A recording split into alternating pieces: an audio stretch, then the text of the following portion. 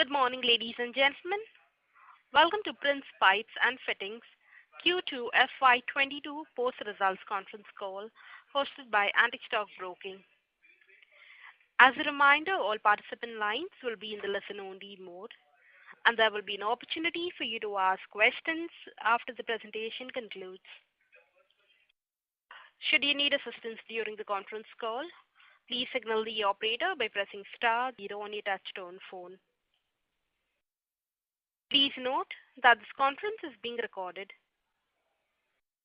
I now hand the conference over to Mr. Amit Zade from Antique Stock Broking. Thank you, and over to you, sir. Thanks, Lizanne, and good morning, everyone. Thanks for joining us on the call. We thank the management of Prince Pipes and Fittings for giving us the opportunity to host this post-result quarterly conference call. Today, we have with us the senior management team of company represented by Mr. Parag Chheda, Joint Managing Director, Mr. Shyam Sada, CFO, Mr. Anand Gupta, Deputy CFO, Mr. Neha Chheda, VP Strategy. Without further delay, I hand over the call to the management for the opening remarks. Post that, we can open the floor for Q&A. Thank you, and over to you, sir.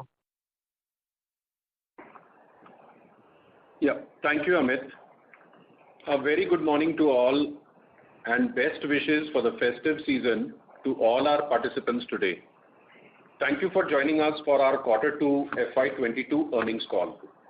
The presentation and the press release have been issued to the stock exchanges and uploaded on our website. In the September quarter, the economic activity started normalizing. This normalization has been supported by the ramp up of the vaccination drive, favorable sentiments in the Indian real estate sector, and an overall revival of the global growth.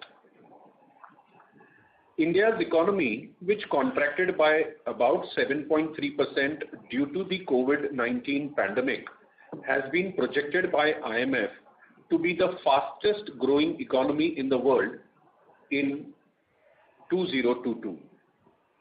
I believe we at Prince Pipes are well placed to ride the industry tailwinds, which is augmented by positive economic momentum. On this quarter's performance, we have been able to drive a robust growth in both value and volume. Our volume in Q2 FY22 was at approximately 42,845 metric tons, which is a growth of 22% compared to the base of Q2 FY21, which was already a robust quarter in terms of volume delivery. On the back of this, I'm delighted to state that we have delivered the highest quarterly volume performance in our history. We have been able to achieve this by focusing on network expansion, product portfolio expansion, combined with strong supply security. Furthermore, this has been attained on the back of ongoing industry consolidation and in the face of a global supply chain crisis. Given the current trajectory, we are moving in the right direction as we continue to strengthen business fundamentals. On behalf of the team, I'm delighted to share that my Jaipur facility has won gold in the 8th edition of National Awards for Manufacturing Competitiveness 2021, organized by the International Research Institute for Manufacturing. The jury audited several core attributes of leadership, expertise, quality, and excellence.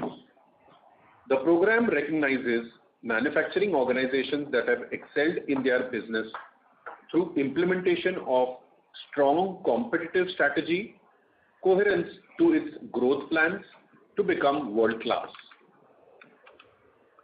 Also, I'm glad to share that our team in Hyderabad conducted a vaccination drive to secure the health of retailers and plumbers in Hyderabad city.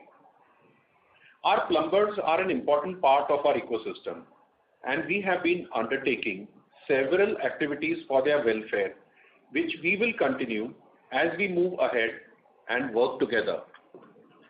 We also realized our sustainability report ahead of mandatory timelines of next year, signifying clearly that we are committed to sustainability goals in true spirit and not merely on paper. Prince has been making steady headway on the ESG front. As you're all aware, we manufacture plastic pipes and fittings using 4 different polymers, which is UPVC, CPVC, PPR, and HDP. Our deep technical know-how offers our channel quality-driven and eco-friendly products.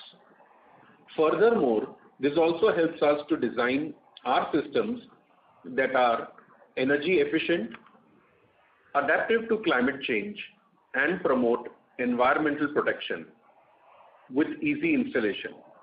Our products are majorly lead-free, easy to reuse and recycle, low noise, low bacteria growth, and assured of leading quality while minimizing any corrosion and leakage issues. While our annual sustainability report outlines our ESG initiatives in detail, our focus continues on the following goals. First, adherences to environmental protection and focus on product innovation. Second, increasing our solar energy usage and reducing the dependence on grid. Third, focus on social causes and community services with measurement of impact. Fourth, increasing women participation workforce in our organization. Fifth, ethical and integrity-led business growth. And lastly, sixth, adherence to the highest governance standards. Through this quarter, we continue to take various brand building and CSR initiatives to make powerful impact in not only the marketplace, but also in our society. We distributed store-fed water tanks of 500 liters capacity to villages along LOC Kashmir with the assistance of the Indian Army. Water distribution and transportation is a critical issue across our country, especially in remote locations along the LOC. We are very grateful to the Indian Army for helping us drive this activity, and we hope to better the ease of living, health, and quality of life of rural India. This quarter, Prince also participated in the Rath Yatra in Odisha by distributing food grains and groceries to devotees. I'm proud to announce that Prince is the co-branding sponsor of the blockbuster Suryavanshi.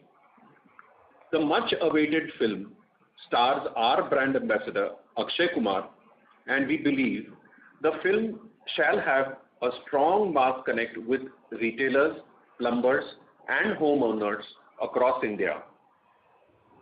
This is in continuation with our co-branding association with Akshay Kumar's film Mission Mangal in 2018, through which we were able to foster better brand recall and stronger brand positioning. Thank you for your time and mindshare. I will now hand it over to Shyam to take you through the key financials.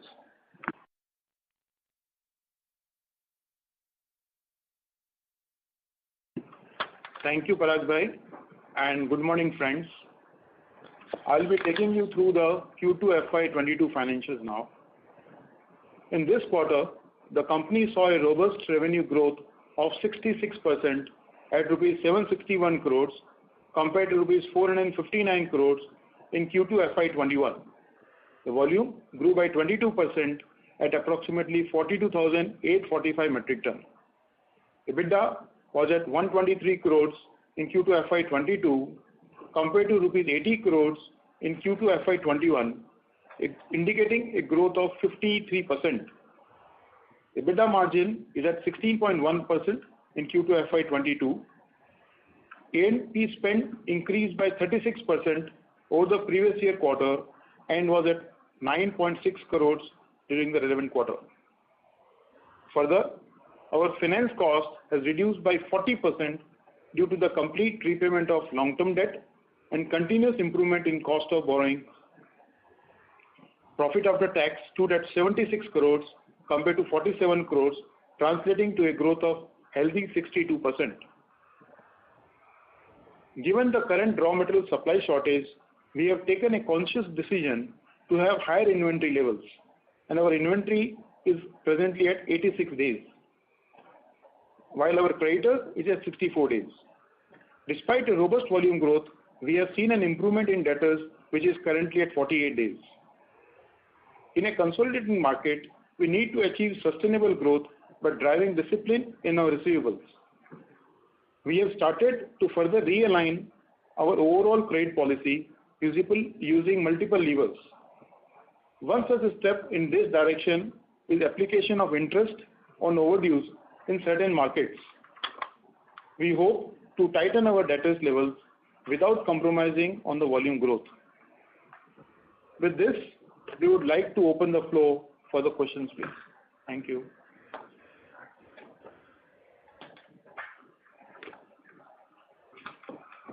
Should we open up for questions? Yes, please. Thank you.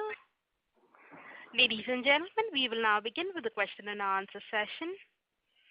Anyone wishing to ask a question may please press star and one on your touchtone telephone. If you wish to remove yourself from the question queue, you may press star and two. Participants are requested to use handsets while asking a question. Ladies and gentlemen, we will wait for a moment while the question queue assembles.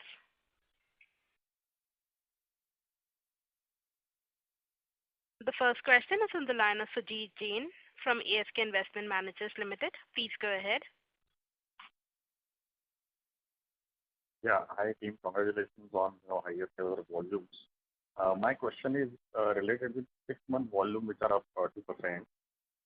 Could this run rate of 42% per quarter be sustained in Q3 and Q4? Yeah, thank you, Sujit. So if I look at the first half, like you rightly said, that we have been able to grow year on year. If you look at it from a Q2 to Q2 and a H1 to H1 perspective, even in the challenging circumstances. And I think it's more important to look in volume terms rather than in value terms because of the kind of increase we've seen in the realization. As far as run rate going forward, I think what we need to understand is that last year, December quarter and March quarter also were very, very robust for us. I think if I look at Q3 last year, we posted 18% year-on-year volume growth. And in Q4 last year, we posted more than 25% volume growth on a year-on-year basis. So again, similarly, like the base of the second quarter, we are looking at a very high pace going forward. And I think, given the environment today, the kind of supply security that we have and the various initiatives that we're doing as far as network expansion and product portfolio expansion is concerned, we would like to consistently sort of deliver this kind of growth. And I think today the environment is, present for us to be able to do it consistently.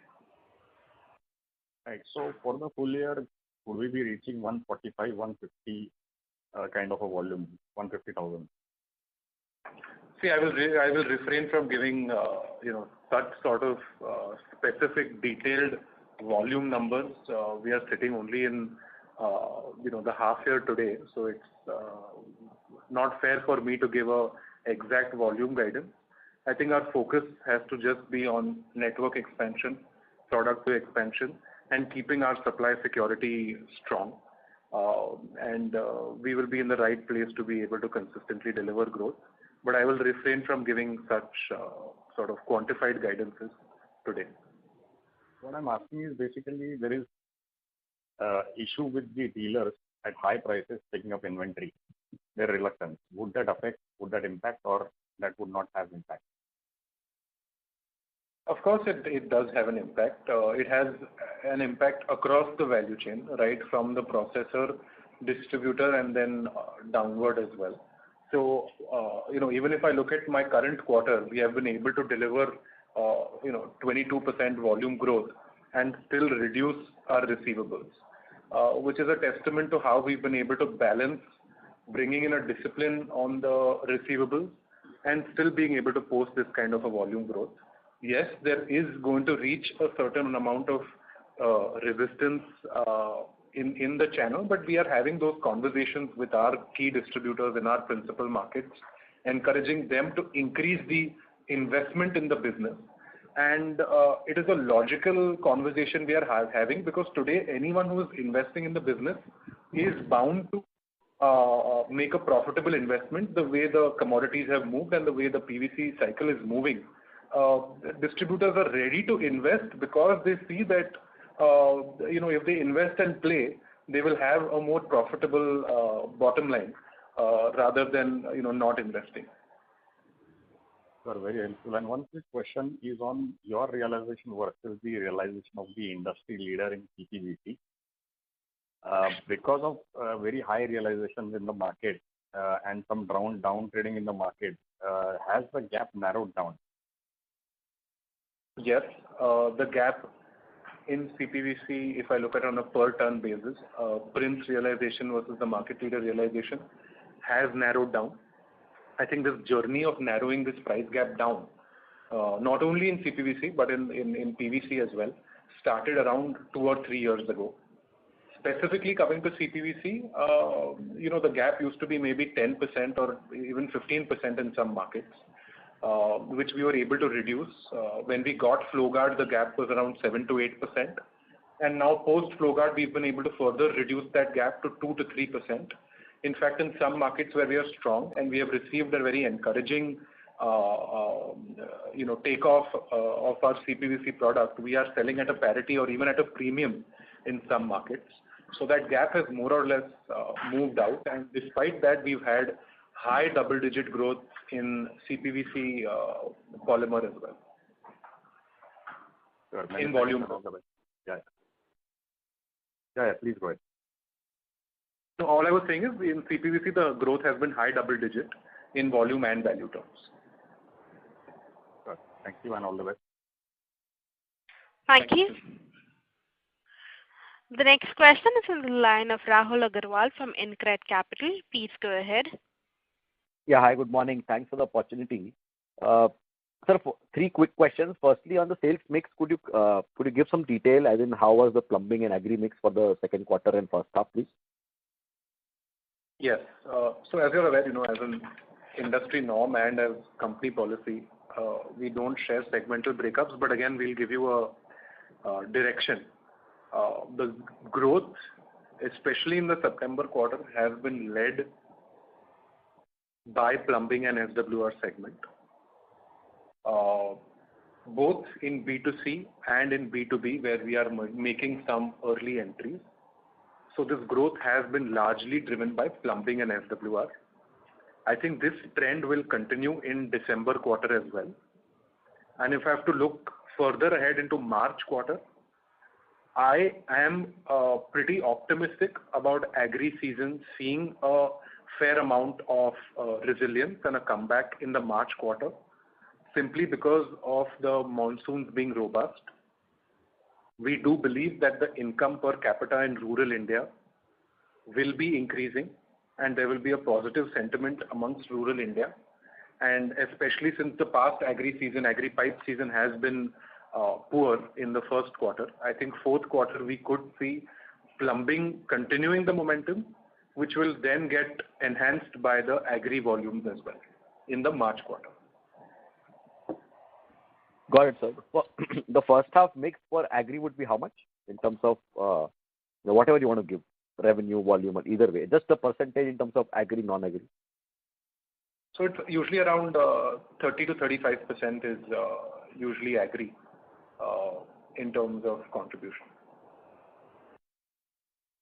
Got it, sir. So secondly, on the inventory, obviously you mentioned that it is higher than normal. When does this normalize? The inventory's gone up by 300 crores in first half, when I compare, balance sheet between March and September, and that is also impacting the cash flows. The operating cash flow was negative for the first half. Could you help understand that, please? Absolutely. I think that's a very important question which needs to be understood.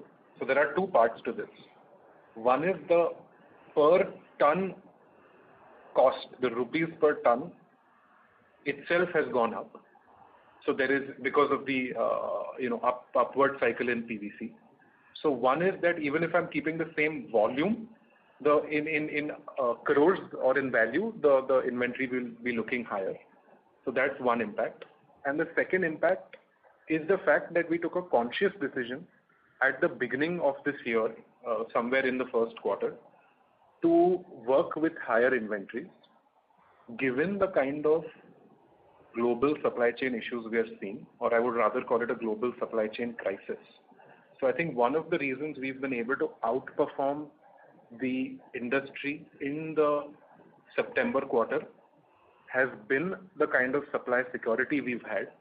We've had the ability, the flexibility to have this kind of volume growth, because apart from all the marketing initiatives that we're doing, we've had a very, very robust supply security across all four polymers, and that will continue for the rest of the year. So inventories will continue to be slightly elevated. It is tough to comment exactly when it will normalize. It's a function of how the global supply chain moves and how the commodity prices move. So that's something that our internal think tank has to take those calls, and these things are monitored closely on a monthly basis. Got it. Sir, could you help clarify for all across four polymers, how is your sourcing, as in domestic versus import? Sure. So I won't go polymer-wise, but broadly speaking, we have dependence both on domestic and on import. CPVC, if I have to talk specifically, then that is completely, with Lubrizol, which we source locally from their Dahej plant. The rest are a combination of domestic and import. Got it, sir. And lastly, if I may, just on the capex, first up for 80 crores, any direction for the full year this year and next year, please? Thank you so much. So I think should be a similar sort of capex in the second half of the year, again depending on the demand supply situation, but a similar capex in the second half of the year.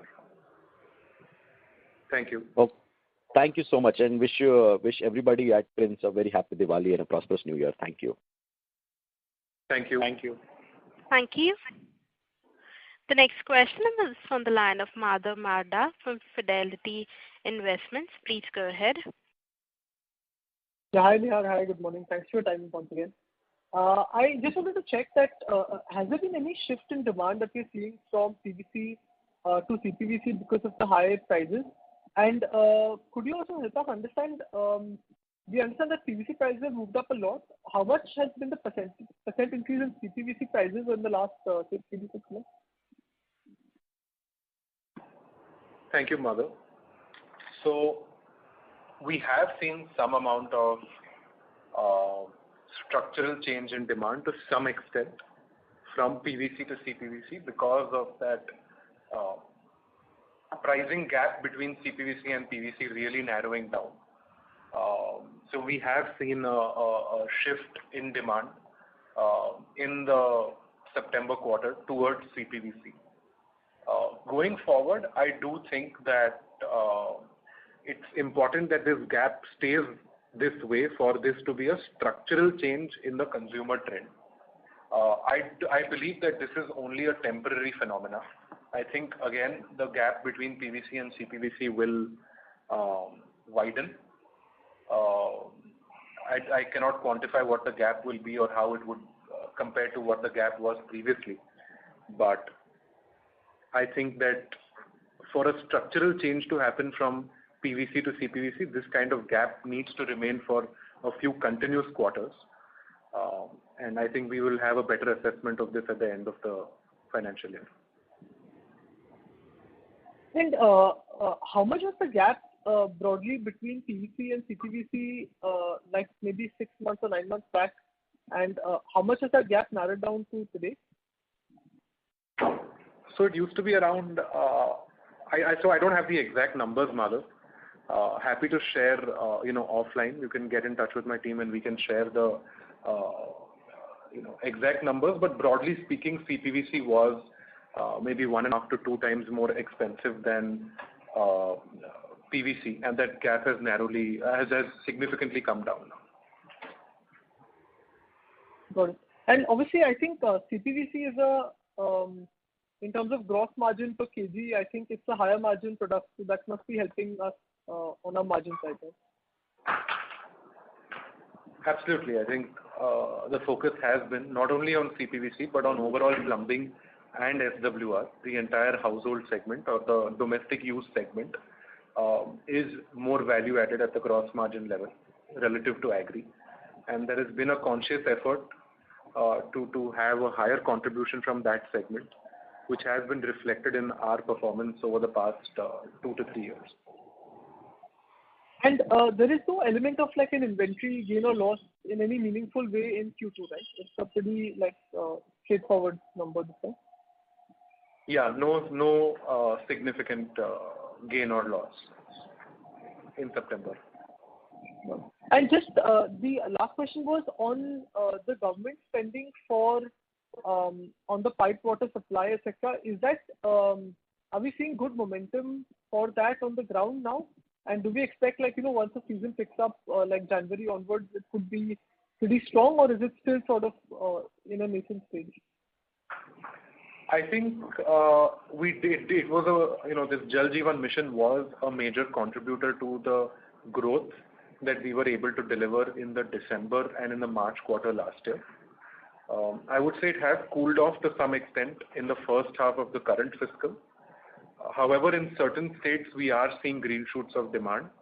And I am pretty optimistic that in the second half of this year or maybe in the March quarter, we should see increase in the orders for the Jal Jeevan mission. Understood. Thank you. Thanks a lot. Thank you. Thank you. The next question is on the line of Achal Lohade from JM Financial. Please go ahead. Morning. Thank you for the opportunity. Congratulations for the great performance. My first question is, in terms of the, you said the receivable days, you want to tighten it further.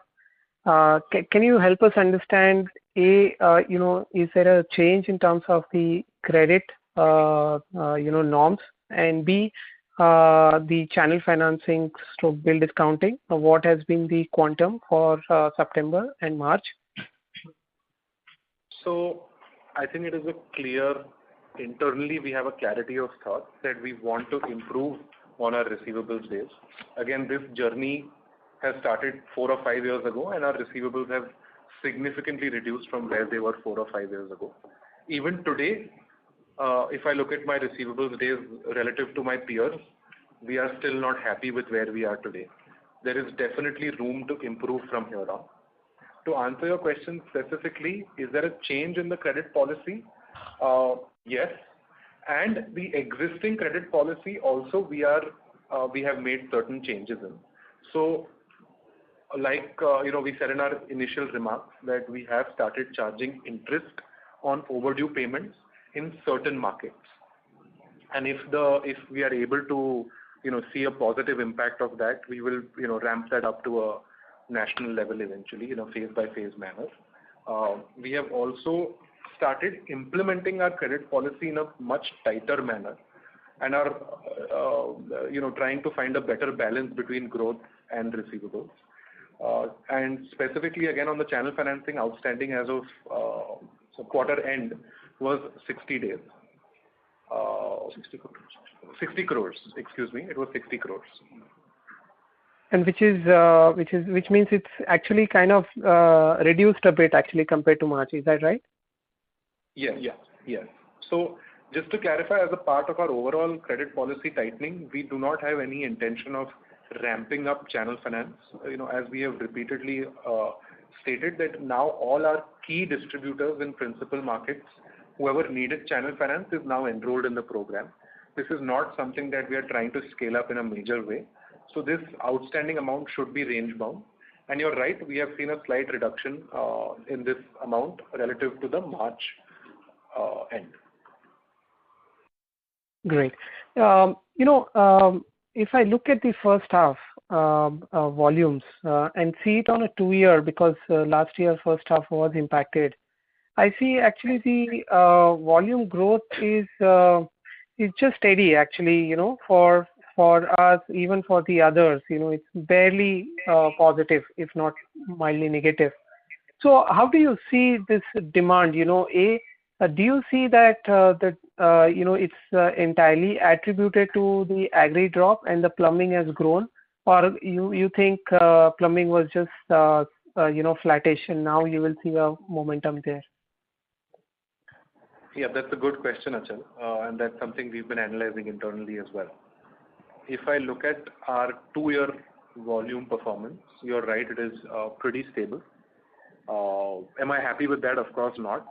But if I look at the context, one, relative to the industry or relative to the other organized players, I think we are in a much better position if I look at the 2-year growth in terms of H1. Secondly, I think if you're coming to why this has happened is of course because of the pandemic and the lockdown affected our H1 last year and severely impacted our Q1 in the current year as well. And that then also impacted the kind of agri sales we would have had in a normal year. So I think it's largely attributed to that. But if I look at the full year basis, even in the with the tailwinds of COVID and the lockdown, etc., last year we were able to give a 3 or 4% volume growth relative to FY19. So I think if I look at an overall basis, we've done pretty well, and I think the focus needs to be on outperforming the industry in terms of value and volume. Is it possible to give some colors, how the industry growth has been for the plumbing, and how it is, looking like for the coming, let's say, 12 to 18 months? So I think these sort of segmental growth at an industry level, I think we usually have a better off picture at the end of the year in March. But if I have to give a qualitative perspective here, whatever end users I have been interacting with over the past quarter, builders and contractors across the country, metros like Delhi and Bangalore, Hyderabad, Pune, etc., even Bombay, there seems to be a very buoyant sentiment in real estate. And I think over the long term, or even the medium term of 2 to 3 years from now on, I think we should be very, very bullish on the plumbing and SWR segment, given the kind of recovery and resilience we're seeing in the Indian real estate market. And with our partnership with Lubrizol and our entry into the B2B segment, I think the timing has been opportune to be able to encash on these headwinds that the real estate sector is seeing. Great. And just one more question, again pertaining to the industry, with respect to the unorganized players, we have seen, in last couple of years, there has been significant shift. Now, you think, what would be the mix? I know it's very hard to say, but, your opinion on the same, and, given the current demand, pricing, etc., you see how much further reduction in the unorganized mix? Yeah, we've been a pretty firm believer in terms of market consolidation, which obviously augurs well not only for the organized players but also for the end homeowner and plumber. In terms of how that has shaped up, I think the market consolidation has only accelerated in the September quarter, simply because of 2 reasons. One is PVC in itself, the per ton cost has increased by 60, 70, 80% on a year-on-year basis. So that kind of working capital, that kind of strength in the balance sheet is required to be able to have supply security, which the smaller players have, obviously do not have. And second is, even if they do have the balance sheet or the flexibility, the material availability in itself has been a challenge. So, these times, when you look at, purchasing commodity like PVC, it is not about price. This market is about supply. And so even if these players have the kind of working capital strength, availability in itself has been a challenge. In fact, availability has not been a challenge only for the smaller players.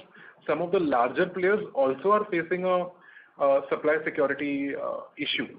So I think there has been, I cannot quantify it, but I think this consolidation will continue to accelerate, and it has definitely moved in the right direction in the September quarter for the reasons that I have discussed. Fair point. I'll come back for the follow-up questions. Thank you so much. Thank you, Achal. Thank you.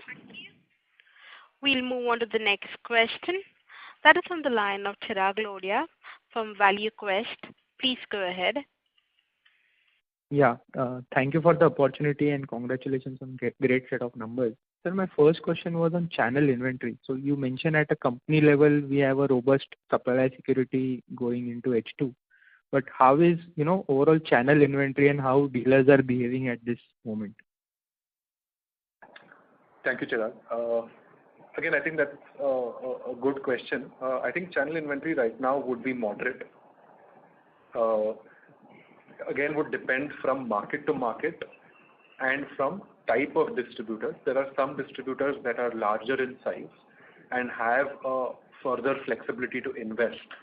And the conversations that we've been having with our distributors, like I said earlier on the call, is urging them or pushing them to invest in business so that they are able to still pay us on time, adhere to our credit policy, and still end up winning in the marketplace.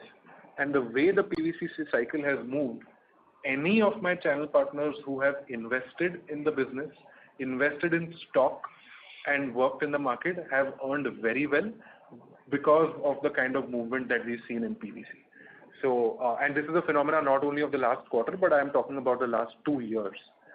So, certain distributors who are financially well off and are larger in size have worked with larger inventories, and certain distributors, I think, would have moderate inventory. Okay. The second question was on price passing on to the dealers. So we have seen, 2-3 price hikes now in August and then substantial price hike in October. So is there a time lag which has increased for passing on the prices, or we are easily able to pass on the prices?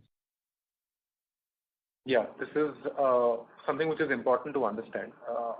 We have the lag with which we used to pass on, maybe in a normal scenario would be 1 to 2 weeks, which I think in this kind of a scenario is maybe 2 to 3 weeks or slightly higher than that. And the reason for that is this kind of PVC prices is unprecedented. It is going to create a certain level of shock in the system if we pass it on immediately with full effect. So what we have done is we have tried to pass on the price hike in a phase-wise manner. So for example, if we have to pass on an 8% increase, we would pass on maybe 3% immediately, another 3% after 15 days, and then another 2%, 5 or 7 days after that. So it has been done in a phase-wise manner, simply because we had stock, we had supply security. We wanted to focus on a balance of, margin as well as healthy volume growth and outperforming the industry. And that's why we have taken a call to do this sort of phase-wise passing on. So the channel does not freeze or does not shock with the, these kind of increases. Right. So is it fair to understand or say conclude that, whatever inventory gains we would have enjoyed last year, but definitely this year, despite prices moving up and we having the inventory, will not be able to, get inventory gains this year. It will be more focusing on volumes rather than, profitability. So I think you're in the right direction. but it may not be that, in the coming quarters, it really depends on the demand-supply situation. It's not that the inventory gain might be completely passed on to the market, but I think today, when the rest of the market or a large part of the market is struggling with supply, and certain players who have strong supply security we have now the luxury or the privilege of focusing on a balance between margin and volume growth, simply because we are in a unique position today. With volume growth, I think we must not underestimate the operating leverage benefits and the cost absorption benefits that come in with volume growth, and have certainly helped us in the September quarter, and I think will continue to help us as long as we are able to have healthy volume growth. Right. And so just lastly on advertisement spend. May we request that you return to the question queue? There are participants waiting for their turn. Sure. Thank you. Ladies and gentlemen, in order to ensure that the management is able to address questions from all participants in this conference, we request you to limit your questions to 2 per participant only. The next question is from the line of Sneha Talreja from Edelweiss Securities. Please go ahead. Hi team, thanks for the opportunity and congratulations on strong set of numbers. Just 2 questions from my end. Neha, you rightly said, I think that you would be looking at continuing with this sort of a volume growth. What I wanted to understand is, after 2 sharp price increases which have taken in the month of October 1st and then I think around 15th, which is around 20 odd rupees, what is the sort of a reaction in terms of demand that you've already seen? So if you could give some color on terms of volume growth that has been going on, I think that would be helpful. So Sneha, thank you for that. I think the focus, like I said, needs to be on volume growth, but with a balance of at least sustaining margins and to some extent, and growing in a profitable manner. And of course, that's going to be a function of how the demand environment is going forward.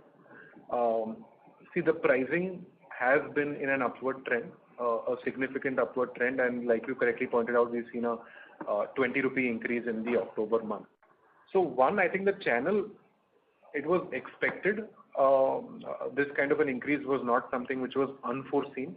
It was a foreseen increase, simply because we had been actively interacting with our channel partners and encouraging them to give this kind of information to their channel at the retailer and the wholesaler level as well, or even to contractors and consultants. So this kind of an increase was firstly foreseen, it was not unforeseen. And furthermore, this kind of an increase has been seen in other building material categories like steel and cement as well, which you guys would know better. So I think of course these prices, I would not say are sustainable in the long term, but currently, given at the feedstock prices, given the electricity prices that we are seeing globally, I do not see any major correction or major softening in the prices in the coming quarter or in the rest of the year. That is the situation as of today, and that is the information that we are passing on to our channel, who are then passing that on to their channel further. So I don't think there is much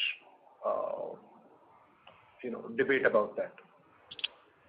Right. So that means there is no, hesitance in terms of picking up inventory from channels in, given that prices are, expected to continue to remain at high levels.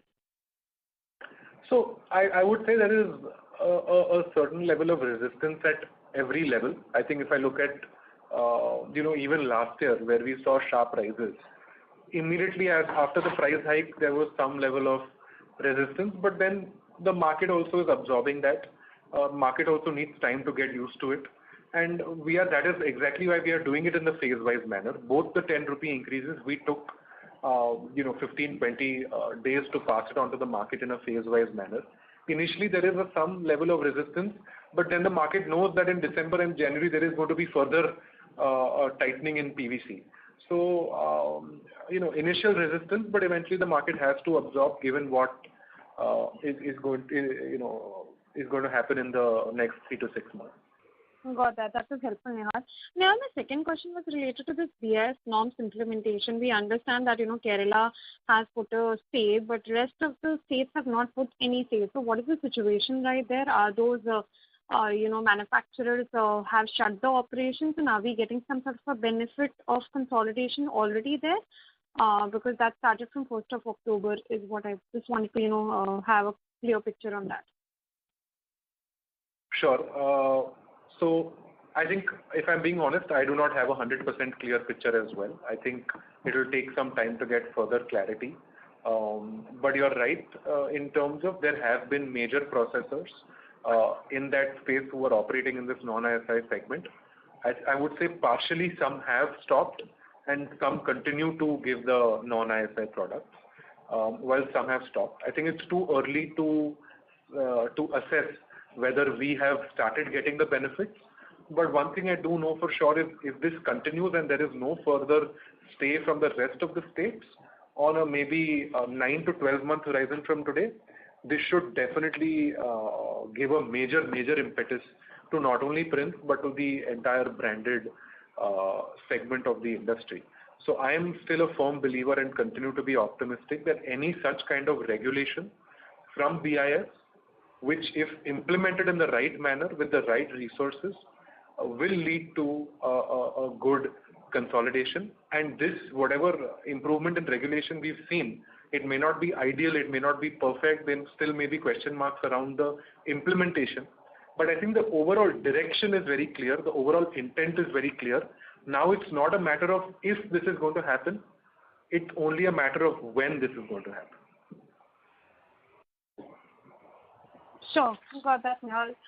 Thanks, Nehal, for that. This last question, if at all I can just squeeze in. Sorry to interrupt. Sneha, sure, may we I'll come back in with you. Thank you. The next question is from the line of Praveen Sahai from Edelweiss Financial. Please go ahead. Yeah, thank you for taking my question. So I have only one question that's related to the volume growth and the PVC resin prices. So in the first half, I can see that you had given a good numbers. So can you give us some color on, is it driven by the market share gain or end user industry or the pent-up demand? How much is the contribution from these? And in the scenario of the PVC resin prices on the uptrend, what's your view, especially on the resin prices in the coming quarters to sustain over here, or how that's looking at? Because that's all driving your, I believe, the margin some to extent as well. So where you will see this margin to stabilize. Thank you. So, yeah, thank you, Praveen. So in terms of contribution to our growth, I think it has been a combination of three key parameters. One is network expansion. Second is product portfolio expansion within our existing applications, coupled with the last reason, which is strong supply security that we've had. So it's been a confluence of these three factors that has helped us grow and gain market share in such a inflationary environment as well. And if I have to comment on resin prices, I think it's something which is obviously not easy to comment on given the way all commodities have moved over the past 12 to 24 months. But if I have to talk in terms of fundamentals, for PVC raw material manufacturers, their feedstock prices and their power cost across the globe is only increasing. So I think going forward, PVC should continue to remain stable to tight. There could be minor corrections here and there, but if I have to talk on a 6-month basis, I think it will continue to remain tight. So in that case, as you had mentioned earlier in the call, that the PVC versus CPVC prices, which has narrowed down the prices gap, so that will not happen also? No, I think, we need to understand CPVC is made out of PVC. Sorry? CPVC is... Yeah, am I audible? Yeah. Right. So I think the gap, like I said, we need to assess at the end of the year whether the gap of CPVC and PVC widens or narrows. My view is that end of the day, CPVC is made out of PVC. CPVC is chlorinated PVC. So eventually that gap will normalize over the long term. I think we need to wait and watch. Thank you. Thank you. Thank you. We'll move on to the next question. That is on the line of Ashish Poddar from Systematic Institutional Equities. Please go ahead. Yeah, thank you.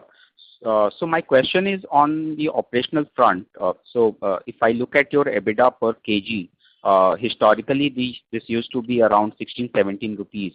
Over the last 4-5 quarters, it is now in the range of 27-28 rupees. So while we believe that in the next 2-3 years time frame, the PVC prices will normalize, but do you think that this EBITDA per kg will again go back to the earlier range, or because of various measures taken, this will remain at the elevated level of 25 rupees plus? Your comment on that. Thank you. Yeah, thank you, Ashish. I think if I have to look at the operating performance or in a per ton basis or a percentage basis, I think there has been multiple factors. Firstly, that play a part in this. Definitely, there is no denying that there has been a good amount of inventory gain over the past 4 to 5 quarters. In the September quarter, we have not seen a major inventory gain, but in the past 4-5 quarters, we have shared the inventory gain numbers on a quarterly basis as well.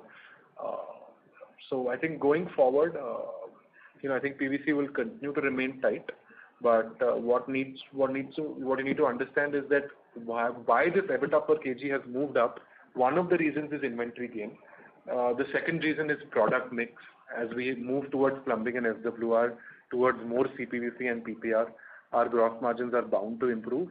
And third is pricing power. Like I said, that in a consolidated market, with higher investments into branding that we are making in a conscious and strategic manner, I think a pricing power for a national brand like Prince is bound to improve going forward, which we have tried to consciously improve and trying to balance that with volume growth, which also delivers operating leverage and cost absorption benefits. So I think we have to try to find that sweet spot between volume growth and operating leverage versus pricing power, which we will continue to sort of track and implement on a quarterly basis.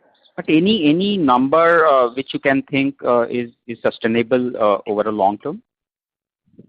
I will refrain from giving a specific guidance on that, given the current scenario. So that's why I'm asking about the long term, not the immediate quarters. But do you think that this 20 to 25 rupees or any sort of number which is sustainable for you or which you are targeting in the long run, maybe next 2, 3, 4, 5 years, whatever? So we do definitely have long-term targets, but I would keep that as internal targets which we want to achieve. But from a guidance perspective, even on a short-term or a long-term basis, we need to focus on volume growth, we need to focus on pricing power, and we need to focus on finding the right balance between both. I will refrain from giving these guidance. Yeah, got it. Thank you so much and all the very best. Thank you. The next question is from the line of Ritesh Shah from Investec. Please go ahead. Yeah, hi. Thanks for the opportunity. Wanted to understand first thing on the sourcing for PVC as well as CPVC. That's one. Basically, how much of it is domestic, how much is at imports, and if one could actually put some number or sense to around, I think, 300 crores of inventory which is there on the books, which is visible from the cash flow statement. That's the first question. I'll come to the second question, which is more specific on CPVC. Yeah, thank you, Ritesh. So like I've said earlier on the call, that our polymers sourcing is a function of, or is rather a balance of import and domestic. The ratio between import and domestic is dynamic and dependent on how we see the trend in PVC prices going forward. So it's a balance of domestic and imports. Possible to quantify it? Given we are a large player, I think I would assume the local sourcing should be higher and it should benefit us on the working capital as well as on pricing.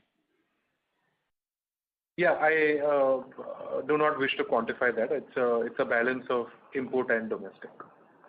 Okay. My second question. And I don't think it's something as an industry norm to share these kind of details, but at least we would try to maintain that it's a balance of import and domestic. And I'm sure you would appreciate something like sourcing is very important in this kind of an industry. Sure. How can you give comfort on the amount of inventory which we have on how much is PVC and CPVC? The reason over here I seek some clarity is to our understanding, CPVC, I think the compound prices by Lubrizol has got increased, and they are also seeking a further increase. So just wanted to understand the inventory that we have, if you can split it up between PVC, CPVC. And you also made a comment that the differential in pricing versus the top player has reduced from 10 to 15% to 7 to 2 to 3%. If you can put some sense to it with respect to the cost curve increase, how should one understand that? So if you're looking for a breakup in terms of my inventory, it's going to be a function of my sales. So it's largely going to be PVC, followed by CPVC, and then PPR and HDPE. So we would keep inventories accordingly. In terms of, so I didn't understand the second part of your question. So second part of the question relates to how much is the CPVC inventory, because what we understand, I think the industry, even the larger players are actually starved of CPVC resin as well as compound. So if you can provide some comfort that there won't be any disruption on production, specifically on the CPVC side, that would be useful. That's one. And secondly, we understand that Lubrizol has already increased prices from 2.4 to 2.8 plus, and they are looking for further increases. If that is the context of the cost curve increase for a company, and what you indicated is against the top player in CPVC, the differential has reduced from 10 to 15 to 2 to 3%. So is it what we are implying is that the price increases that we have taken is higher than the market leader, or are we okay to give away market share and play on better pricing? So I think it's obvious, again, it comes down to the same thing, that we have to find the balance between pricing and volume growth. I think we are never going to take a call of letting market share go, and we are never going to take a call of selling without profit. So I think that the core of business is to be able to find the balance between volume growth and pricing. I think, I'm sure, yes, Lubrizol has taken price increases, but so has the rest of the industry, because the fundamentals of cost have gone up everywhere for all polymers, for all commodities. What I am very sure of is that today we have robust supply security across all our polymers, which is why we have been able to drive this kind of a volume growth. And our tie-up with Lubrizol ensures that we are in a position today to fuel our aggressive growth aspirations in the plumbing and SWR segment. And in the short term, in the medium term, and in the long term, we have a superior supply security relative to the industry. And on price increases? Yeah, we have taken sharper price increases relative to the market leader in the last 1 or 2 years. That has been the trend, and that is how we have been able to reduce the pricing gap. Okay. I think I'll join back the queue. I have more questions. I'll join back the queue. Thank you, Ritesh. Thank you. The next question is on the line of Utkarsh Nopani from Haitong Securities. Please go ahead. Yeah, hi. Good morning, sir. Thanks for taking my question. So my first question is, if we see, then you were sitting with a pretty large inventory at the end of June quarter. And despite the present price environment, our gross profit per unit has still gone down from 53 rupee per kg in June quarter, where we have booked M2M inventory loss of around 5 crore, to 50 rupee per kg in September quarter. Can you please explain the reason for this? And if PVC resin prices stabilize at the current level, then do we see our gross profit per unit to come under pressure going forward? So I think, again, thank you for your question, Utkarsh. If I look at the total increase in the September quarter, it has been a 24 rupee per kg increase. Out of that 24 rupee increase, around 17 rupees has happened in the last 30 days. And like I said earlier in the call, we have been able to pass on the price hike with a lag of maybe 15 to 25 days. Hence, that kind of an inventory gain was not seen, which we saw maybe in the earlier quarters last year. I think the focus was on the EBITDA in terms of margin or in terms of a per ton basis, simply because we had a strong supply security and we wanted to leverage that for volume growth and for operating leverage. And this kind of a volume growth has helped us absorb cost and make up for whatever we lost at the gross level, and we have been able to largely sustain that at an EBITDA level. Okay, sir. So, like going forward, if the resin prices remains at a stable level, do we see that our gross profit is, because even during favorable environment time period, if we are seeing a decline in the gross profit per unit, so my question, I just wanted to understand from you that are we seeing some kind of a pressure at gross profit per unit from say December quarter onward? No, I do not foresee any major pressure on the gross profit going forward. What you must understand is these kind of calls need to be taken on a quarterly basis. At the beginning of this quarter, we realized we had a strong supply security where the industry did not. So we wanted to have a good volume growth, which would help us absorb cost and net increase our overall value that we are able to create. In some quarter where we feel like it is more beneficial to hold on to price and not go aggressive on volume, then we would take that call depending on the demand supply scenario. So it's really a function of what the demand supply environment is and what our reading of that situation is, and then what is the resultant strategy. This quarter we had a clear strategy to focus at the operating level, and as long as we were able to sustain EBITDA margins and have this kind of a high double-digit growth, I think it was a sound strategy at the end of the day. Okay. And sir, my second question is how much capex we have done on Telangana plant in the first half of FY22, and how much more we need to spend to take the capacity to 50,000 ton, and what is our present pipe and fitting capacity at Telangana? So existing we have only fitting capacity. Pipe capacity is in the process, and hopefully in the December quarter we would be able to build up the right piping capacity. So I think at the end of the December quarter we would be able to give a very clear picture as far as the Telangana capacities are concerned. Okay, and sir, how much capex we have incurred on Telangana in first half?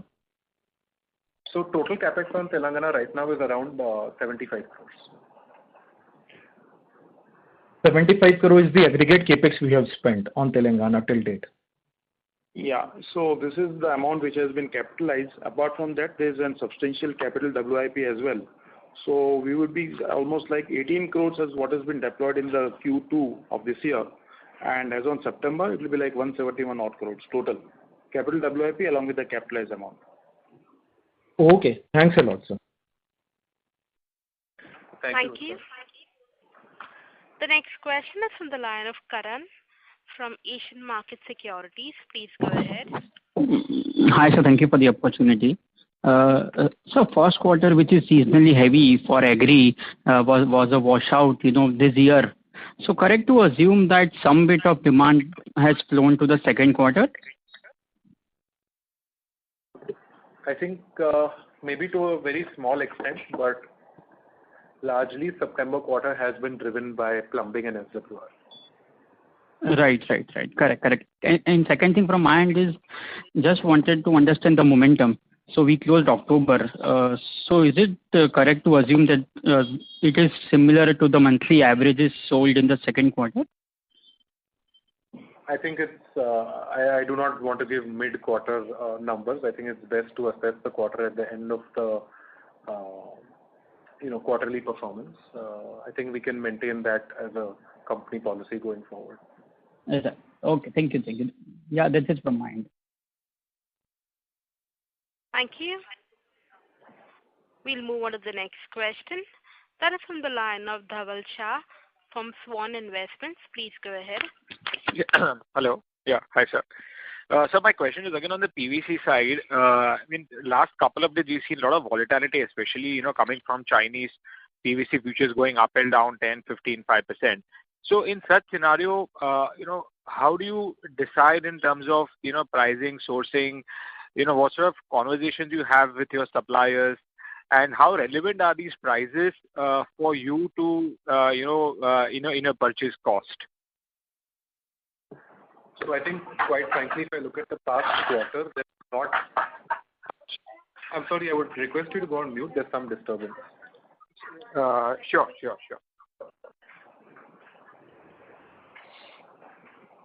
Yeah, thank you. So I think over the past quarter, if I have to look at what the conversation has been with suppliers, it has been more about supply rather than price. I'm talking at an industry level, not only about Prince, because price is then only on paper if you do not have the right supply. So it is, even if I look at our strategy going forward, I think the first principle of sourcing has to be supply security, and keeping the channel, the end retailer, the end plumber who is loyal to Prince, ensuring that they are not starving for material. So I think first focus always has to be on supply security, and we have always maintained that inventory gain or inventory loss is a part and parcel of doing business in this industry, and more or less at an annualized basis or over the long term, it evens out. So our focus has to be on supply security and how we can keep our channel, keep their appetite with the right stock. Okay. So, but these Chinese prices, are they reflective of the cost at which companies like Prince buy PVC domestically or from the import, or are they very very irrelevant in the actual sense? They are not reflective of the actual market. Like you correctly mentioned, there is a high level of volatility. Yes. Currently, there has been, the regulators have tried to crack down on the speculators in the Chinese market, and we have seen an extremely high level of volatility in the Chinese PVC prices, which is not accurately reflecting of what the global pricing is. Okay. China, just to point out, is not a major supplier of PVC to the Indian market because of the duty structures, the anti-dumping duty structures that we have as a country on Chinese PVC. So, of course, China is a big part of the global supply chain, and it would have an impact on global trade flow.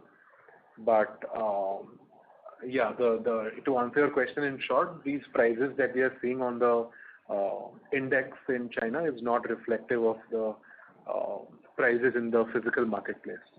Sure. So, and my second question is that right now we would be roughly having around 2 months of inventory, 2 to 3 months raw material inventory. Yes, it would be around closer to 2 months. So this is much higher than given the current scenario, and compared to the past, it's much higher, and we are planning to run with the same kind of number at least till FY22, right? Whatever it takes to keep my channel secure, depending on how the supply situation tightens or softens. We cannot let our channel be dry. So whatever is required to keep our channel, full and grow, will be done as far as sourcing is concerned. Got it. Perfect, sir. I'll come back in the queue. Thank you very much. Thank you. Thank you. The next question is on the line of Asim Bharde from DAM Capital Advisors Private Limited. Please go ahead. Yeah, hi. Thanks for taking my question. So actually, I wanted to just, understand, get some insights on the CPVC market. So you did talk about, ever since Lubrizol has entered, rather has partnered with you guys, your CPVC, rather the pricing parity between you and the leaders has come down, and in certain markets currently it is probably either at par or at a premium. So CPVC prices going up are maybe one factor. I just wanted to understand that is there a supply issue amongst competitors, so they are not able to feed the market to a greater extent, which Prince has been able to capitalize on, since you guys are completely procuring it from locally while the others are also dependent on exports, and there is a logistical supply issue there? So I think it's the kind of growth that we've had in CPVC has been two parts, or I would attribute it to two reasons. One is the kind of initiatives we're taking on the market, on the marketing front, whether it's our entry into B2B and building a whole new vertical internally for the project sale. Second is the kind of working that we've been doing in the secondary markets with our retailers and plumbers. So all those initiatives have helped us improve our positioning as a premium brand, as a CPVC brand, not only as a PVC brand. Along with that, the weaker supply security at the industry level has helped us grow. So it is both these parameters have contributed to the growth.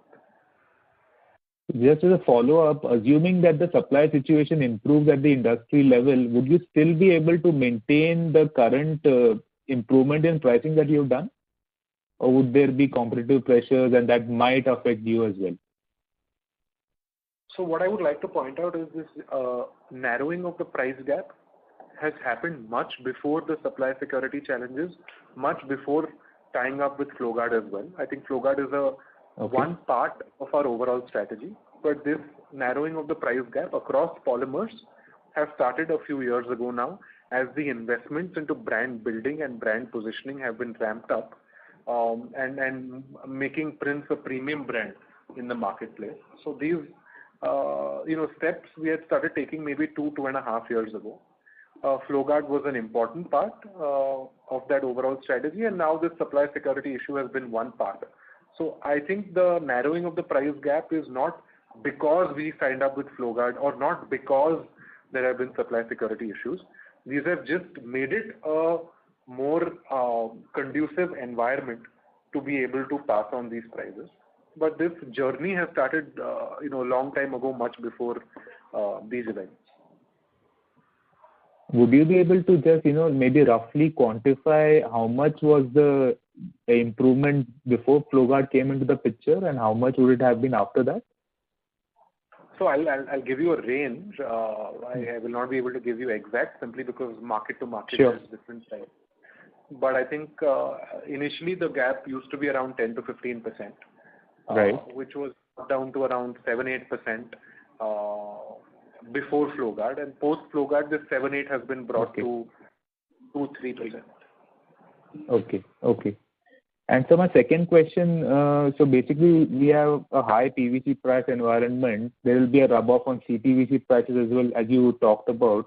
Would it be possible to encourage PPR or HDPE pipes as an acceptable substitute, both on construction or on the agri side? And are we doing something on the ground to encourage this? Yes, I think there is going to be a certain level of migration to other polymers like HDPE and PPR. But there are challenges in that as well. So it's not easy for that change to happen. It is happening to a certain extent simply because of the jointing process. CPVC and PVC today, you can join the pipe and fitting. It's cold fusion, which can be joined using solvent cement. Whereas with the other polymers, hot fusion is required or electrofusion is required. So in India, unfortunately, the applicators who are plumbers or contractors are not as well trained or do not have access to the right equipment.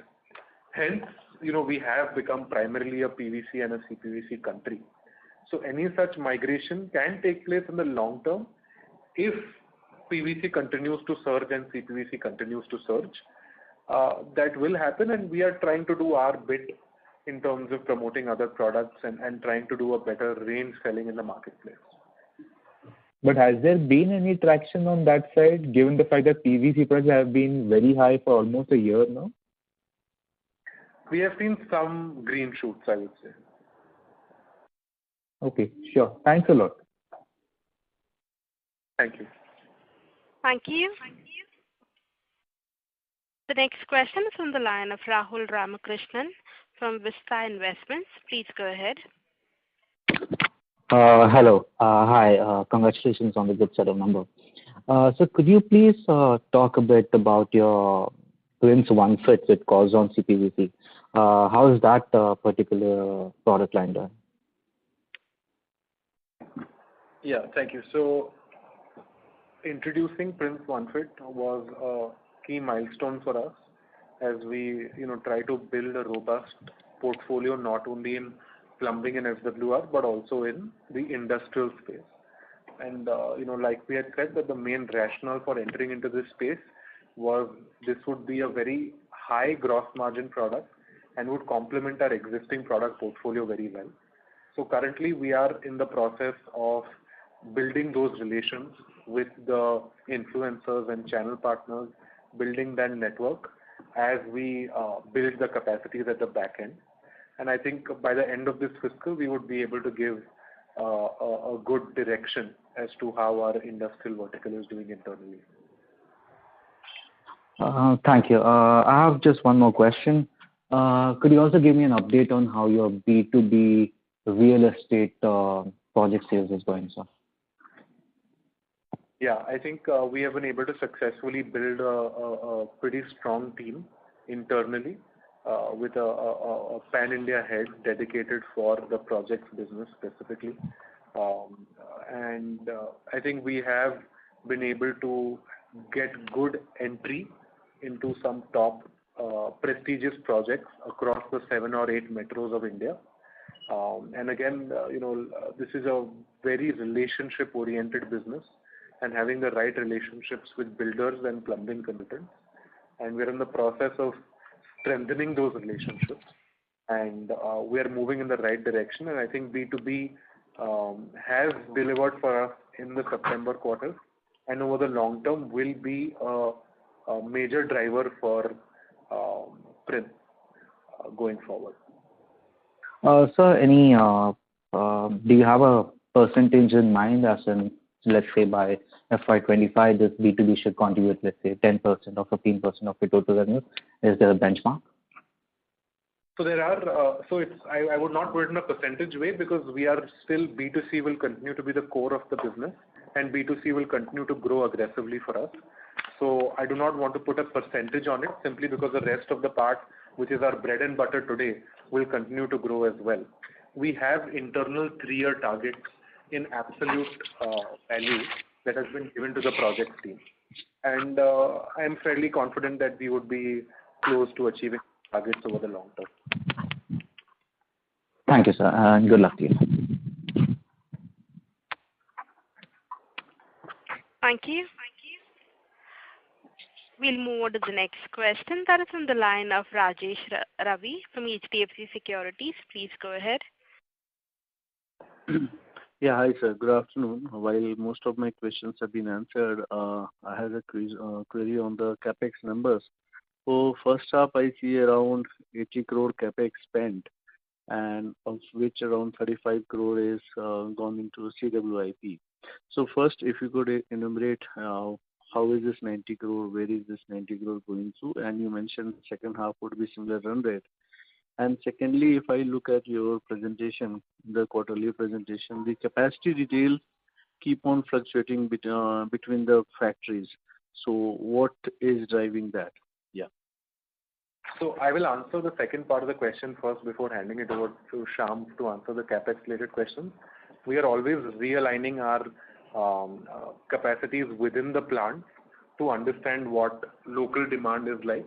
Because for us, freight is a very big part of our cost structure, and whatever SKUs are required in a particular market and are more running in that particular market, we then try to shift that to the closest plant so that we are able to move closer to the market, have a more efficient supply chain, and also reduce the net freight cost. So I think that's going to continue to happen in a small way. And as far as CapEx is concerned, I think Shyam can answer.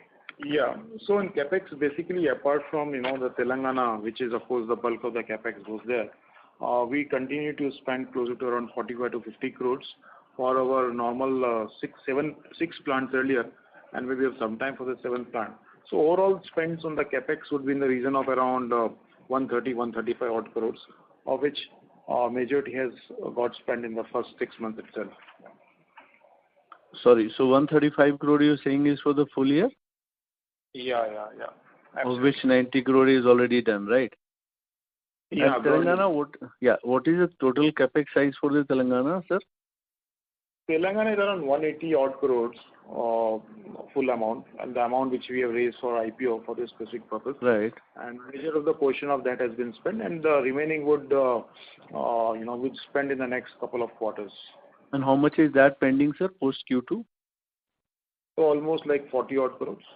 Okay, 40 odd crore. And capitalized, or it is all, how much of the this 180 crore is capitalized? So capitalized so far is around 80 odd crores, and the remaining is all in capital WIP. Yeah. Right, CWIP 100 odd crore we see. Okay. Yeah. Okay. So by when you spend 40 crore next year, by next year, the full capacity 50,000 is expected to be operational by then? So this 40 crores is basically to be invested in the second half of this current fiscal. Maybe there could be some spillover into the next financial year, but we would, as long as demand supports us, we would try to do it as soon as possible to have the capacities in place so that we are able to grow in South India, which is a key market for us going forward. Okay. And lastly, what sort of logistics benefit do you see when this plant is, fairly available to you on the, demand that you're seeing in the southern market? Southern and some of the eastern market you would be servicing? Correct. So currently that, the entire fitting part of the portfolio for South India is serviced from the Haridwar unit. So it's fairly logistics heavy, which now we will be making locally in Telangana. Initially, I would pass that on to the market to ramp up capacity utilization and ramp up market share.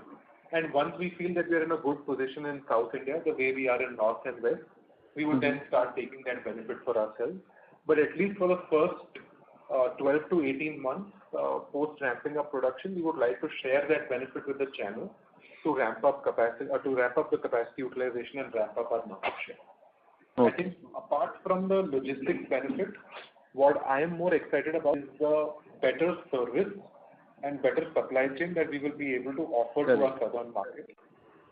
Coupled with this freight benefit is going to be a real kicker for us in South India, which is also one of the biggest CPVC markets in the country. Okay. Great, sir. Thank you, sir. I'll come back and you. Thank you. Thank you. Ladies and gentlemen, that was the last question. I now hand the conference over to the management for their closing comments. Thank you to all the participants, and wish you a happy Diwali. Thank you. Thanks everyone, and wishing everyone happy Diwali. Thank you. Thank you, ladies and gentlemen. On behalf of Antique Stock Broking, that concludes this conference call. We thank you for joining us, and you may now disconnect your lines. Thank you.